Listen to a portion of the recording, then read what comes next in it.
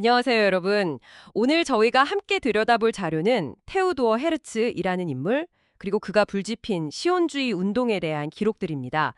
19세기 말 유럽, 평범한 언론인이었던 한 사람이 어떻게 유대인 국가라는 그런 거대한 꿈을 꾸게 됐는지, 또 그 불가능해 보였던 꿈을 향한 그의 의지가 어떻게 역사를 만들었는지, 그 여정을 좀 집중적으로 따라가 볼까 합니다. 네, 정말 흥미로운 여정이죠. 당시 유럽 사회에 뭐랄까 만연했던 반유대주의라는 그 절망적인 현실 속에서요. 한 개인의 생각이 어떻게 민족 전체의 운명을 바꾸려는 그런 거대한 정치 운동으로 이어졌는지 이걸 좀 주목해 볼 필요가 있습니다. 특히 동화, 그러니까 어시뮬레이션이죠. 그게 답이 아니라고 생각하게 된 그 계기부터 이야기가 시작됩니다. 맞아요. 1860년 부다페스트의 좀 유복한 가정에서 태어나서 빈에서 법학 공부하고 언론인이 된 헤르츠. 근데 처음에는 유대인 문제에 뭐 그렇게 큰 관심은 없었던 세속적인 지식인이었다고 해요. 그러다 1894년 저 파리 특파원 시절에 드레퓨스 사건. 이걸 딱 목격하면서 인생이 완전히 바뀐 거죠. 네, 그렇죠. 유대인 장교가 억울하게 단첩으로 몰리는 걸 보면서 이 계몽됐다는 유럽 사회에서도 유대인은 결국 영원히 이방인이구나. 이걸 깨달은 거예요.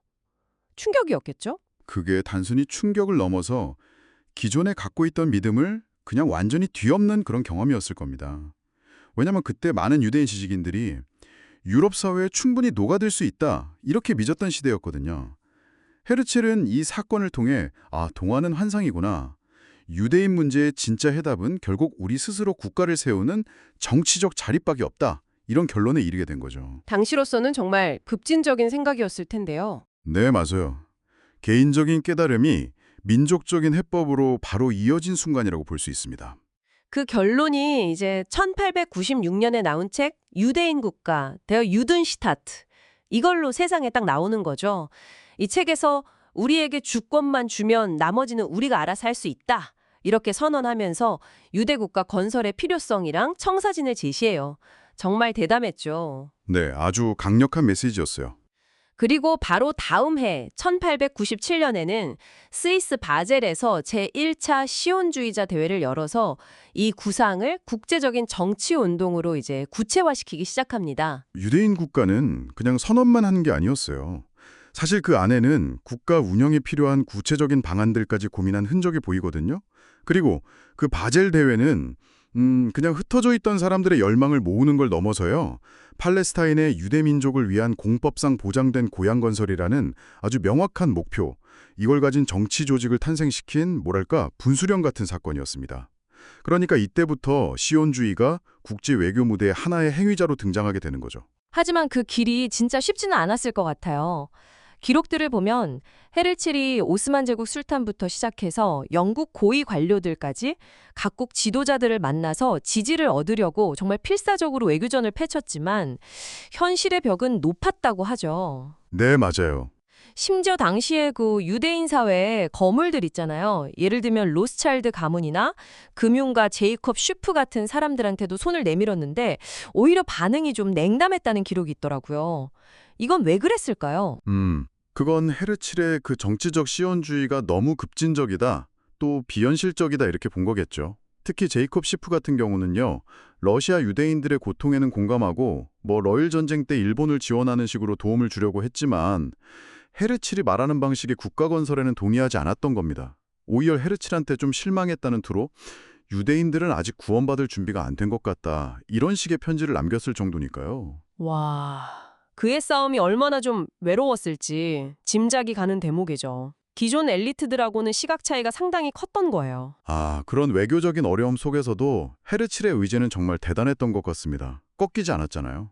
1902년에는 오래된 새로운 땅, 알트노이란트라는 소설을 통해서 자신이 꿈꾸는 유대 국가의 모습을 아주 생생하게 그려내요. 경제적으로 번영하고 사회적으로 평등하고 심지어 아랍인 같은 다른 민족과도 평화롭게 공존하는 그런 이상향을 제시했죠. 네, 그렇죠. 이 책 마지막 문장, 만약 당신이 원한다면 그것은 꿈이 아니다. 이게 그의 신념을 딱 보여주는 것 같아요. 이 소설은 그냥 유토피아 문학 이런 게 아니었어요. 헤르칠한테는 자신의 비전을 사람들에게 보여주고 설득하기 위한 아주 강력한 도구였던 거죠. 그리고 재미있는 사실은 이 소설 히브리어 번역 제목이 텔아비브, 그러니까 봄의 언덕이었는데 이게 훗날 실제로 세워진 도시 이름이 됐다는 점입니다. 오, 정말요? 네, 그의 상상의 현실에 어떤 영향을 미쳤는지 그걸 상징적으로 보여주는 사례라고 할 수 있겠죠. 아, 정말 신기하네요. 근데 안타깝게도 헤르첼 본인은 이 꿈이 완성되는 걸 보지는 못했죠.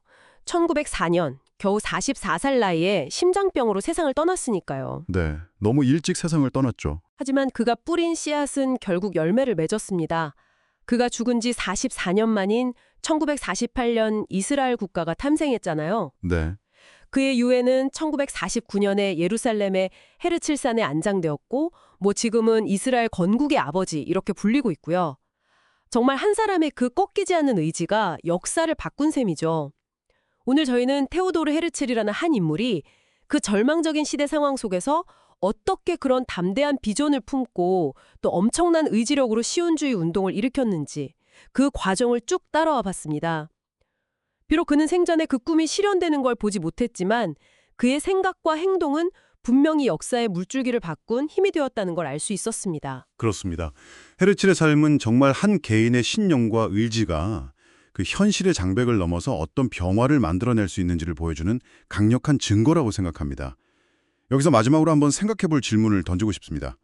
헤르첼이 그 소설 오래된 새로운 땅에서 그렸던 이상적인 모습 있잖아요. 타민족과의 공존이라는 비전. 오늘날 우리가 목격하는 현실과 비교해 볼 때 이 간극에 대해서 우리는 무엇을 더 깊이 생각해 볼 수 있을까요? 아마 그의 유산을 현재 시점에서 다시 성찰해 보는 중요한 실마리가 되지 않을까 싶습니다.